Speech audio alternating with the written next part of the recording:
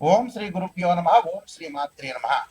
దేవగురువైన బృహస్పతి మార్చి 11వ తారీఖున వక్రత్యాగం జరుగుతుంది. వక్రత్యాగం అంటే ఏంటంటే సాధారణ స్థితిలోకి రావటం అని అర్థం. ఉదయం 6:26 పునరుసు నక్షత్రంలో మిథున రాశిలో సాధారణ స్థితిలోకి వెళ్ళిపోతాడు. ఇక్కడ డైరెక్ట్ రిట్రోగ్రేడ్ అంటాం మనం. డైరెక్ట్ అంటే ఏంటంటే డైరెక్ట్ మార్గంలోకి వస్తున్నాడు, అంటే రిట్రోగ్రేడ్ వెళ్ళి డైరెక్ట్ మార్గంలోకి వస్తున్నాడు. అంటే వక్రత్యాగం అనేది పోయి రుజుమార్గంలోకి దేవగురువైన బృహస్పతి రుజుమార్గంలోకి వస్తున్నాడు.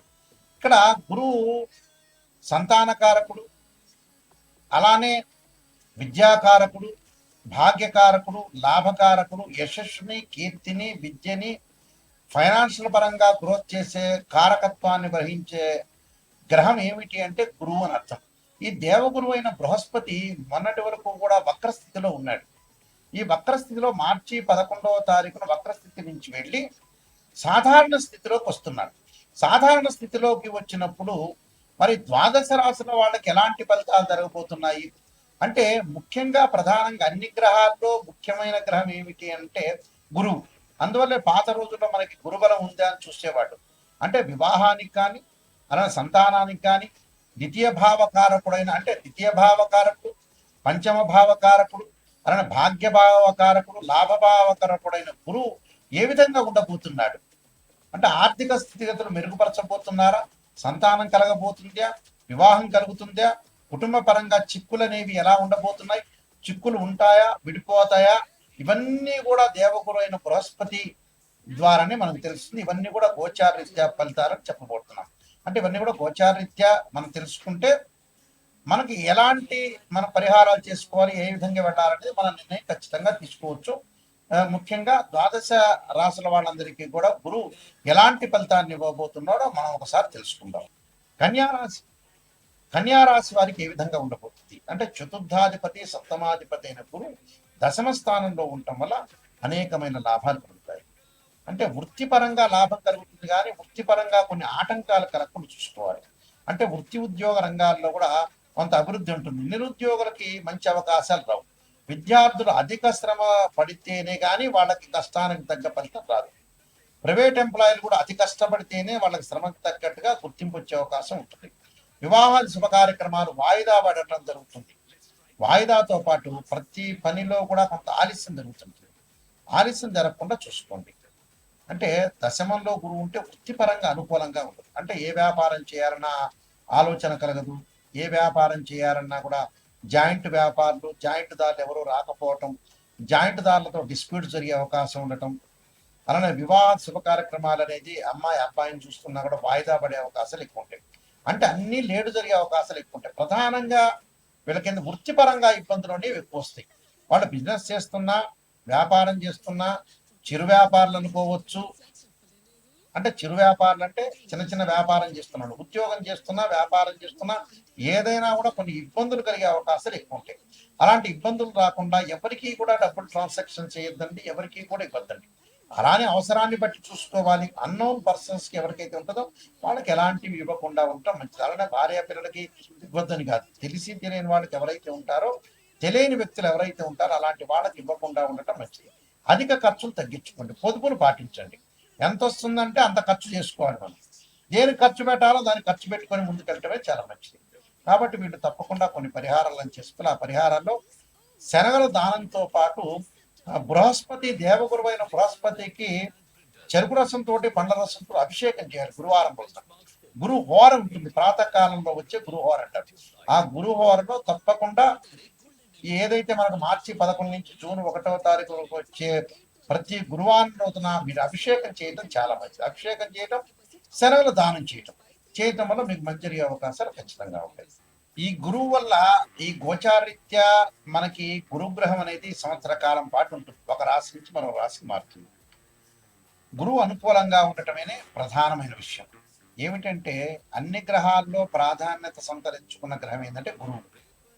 గురువు కుటుంబకారకుడు, సంతానకారకుడు, భాగ్యకారకుడు, లాభకారకుడైన గురువు అనుకూలంగా ఉంటే కీర్తి ప్రతిష్టలు, ధన వృద్ధి కలగటం, అలానే ధన వృద్ధితో పాటు లాభాలు, ఫైనాన్షియల్ పరంగా ఇన్కమ్ కలగటం, సంతానం కలగటం, సంతానం సంపద్బద్ధం అన్నారు. సంతానం కలిగేది గురువు ద్వారానే.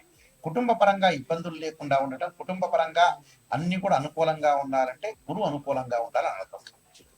ఇప్పుడు చెప్పిన ఫలితాలన్నీ కూడా గోచారరీత్యా చెప్పబడే ఫలితాలు అంటారు. అంటే what is the difference between transit system and birth chart? Transit system అంటే ఏంటంటే గ్రహాల యొక్క మూమెంట్స్. అంటే ప్రతి నెలలో కూడా మనం రాశి ఫలితాలు చెప్పుకున్నట్టనే గ్రహాలన్నీ కూడా మారుతూ ఉంటాయి. ఈ గ్రహాలన్నీ మారుతున్నప్పుడు ఈ నెలలో ఏ విధంగా జరగబోతుంది అనేది గోచారం. అంటే ఎగ్జాంపుల్ ఏంటంటే ఒక చెట్టు ఉంటుంది, ఆ చెట్టు కింద వేళ్ళు ఉంటాయి. ఆ వేళ్లను ఏమంటారంటే బర్త్ చార్ట్ అంటారు. ఆ వేళ్ల పైన కాండం వచ్చి కొన్ని కొమ్మలు వచ్చి కొమ్మలకి ఆకులు రావడానికి గోచారం అంటారు. ఎందుకంటే ఆ ఆకులు ఎప్పుడైనా సరే ఒక చెట్టుకి మనకు రైన్ సీజన్లో ఆకులు వస్తాయి, అలానే మనకు వచ్చేటప్పటికల్లా వింటర్ సీజన్లో అలానే ఉంటాయి, సమ్మర్ సీజన్లో కింద రాలిపోతుంటాయి. అంటే మళ్ళీ కొత్త ఆకులు పుట్టుకునే వచ్చే అవకాశం ఉంటుంది. అదే గోచారం అంటారు. బర్త్ చార్ట్ ఏంటంటే పర్మనెంట్. అదే this is the natal chart అంటారు. అంటే ఒక జన్మలగ్నం నుంచి తనుభావం, ధనభావం, తృతీయ భావము, అలానే చతుర్థ భావం, పంచమ భావాలు, అంటే ద్వాదశ భావాన్ని మనం అనాలిసిస్ చేస్తాం.